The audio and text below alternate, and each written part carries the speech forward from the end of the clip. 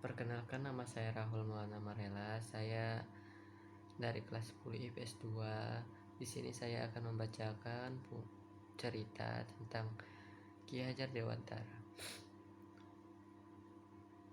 Ki Hajar Dewantara dilahirkan di Pakualam 2 Mei 1889 dari sebuah keluarga yang bernama Kadipaten Pakualam dan letaknya berada di tanah Jawa.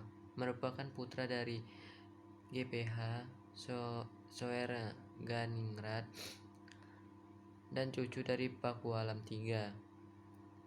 Ia menamatkan sekolah dasar di Eropa atau Belanda, kemudian sempat melanjutkan sekolah ke Dokter Bumi Putera di Sofia, tetapi tidak selesai karena sakit. Kemudian dia bekerja sebagai penulis dan wartawan dan surat kabar pada masa itu. Dia penulis yang handal, tulisannya komunikatif dan tajam dengan semangat anti kolonial. Sebagai seorang wartawan muda yang sangat ulet dan aktif dalam organisasi sosial dan politik, sejak berdirinya Budi Utomo pada tahun 1908, beliau sangat aktif di seleksi propaganda untuk menyosialisasikan dan mengubah kesadaran masyarakat Indonesia, terutama wilayah Jawa pada waktu itu, yang lebih mengenal persatuan dan kesatuan dalam berbangsa dan bernegara. Dalam Kongres pertama Budi Utomo di Yogyakarta, beberapa pejabat Belanda mengasingkan tulisan ini. Asli dibuat oleh Soehardi sendiri karena gaya bahasanya yang berbeda dari tulisan-tulisan sebelumnya. Mereka menganggap UUD berperan dalam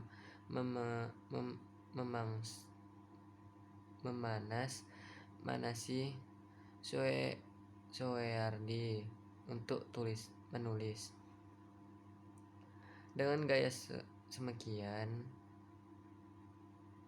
akibat tulisan itu, ia dianggap atas persetujuan Gubernur Jenderal Hindenburg dan akan diasingkan ke Pulau Bangka.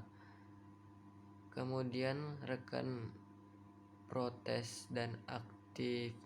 Akhirnya beliau dan rekannya diasingkan ke Belanda pada tahun 1913.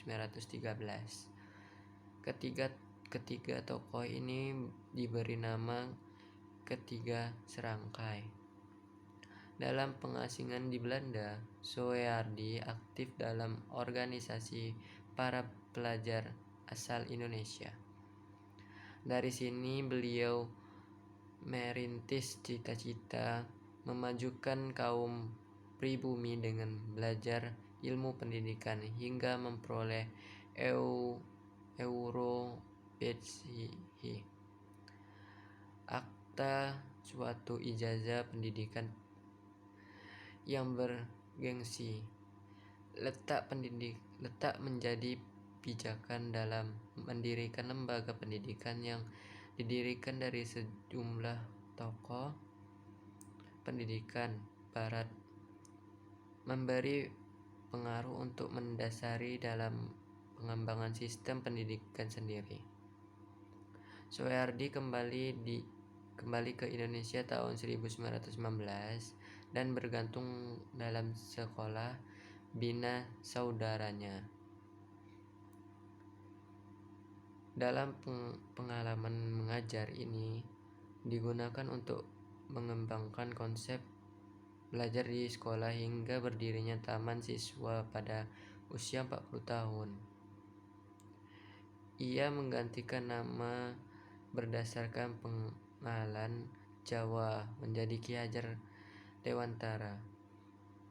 Beliau tidak menggunakan gelar kebangsaannya di depan namanya. Hal ini dimaksud supaya ia dapat bebas dekat dengan rakyat, baik secara fisik maupun jiwa. Semboyan dalam sistem pendidikan yang dipakainya kini sangat dikenal di kalangan pendidikan Indonesia. Secara utuh, semboyan ini dalam bahasa Jawa berbunyi ing ngarsa sungtula ha ing madyan maung karsa tut wuri hang hang dayati. Di depan memberi contoh, di tengah memberi semangat, di belakang memberi dorongan. Semboyan ini masih tetap dipakai dalam dunia pendidikan rakyat Indonesia, terlebih di sekolah, pergaulan, taman siswa. Sudah sepantasnya kita sebagai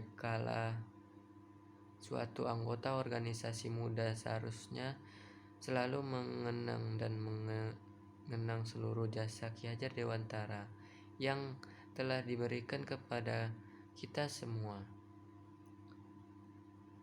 Semangat dan jasanya dalam memperjuangkan pendidikan untuk masyarakat Indonesia tidak pantasnya untuk kita lupakan begitu saja. Semoga dengan apa yang kita dikejarkannya, generasi-generasi muda di negara Indonesia bisa mendapati pendidikan yang lebih baik bagi untuk di masa yang akan datang dan tetap memajukan dunia pendidikan. Terima kasih. Wassalamualaikum warahmatullahi wabarakatuh.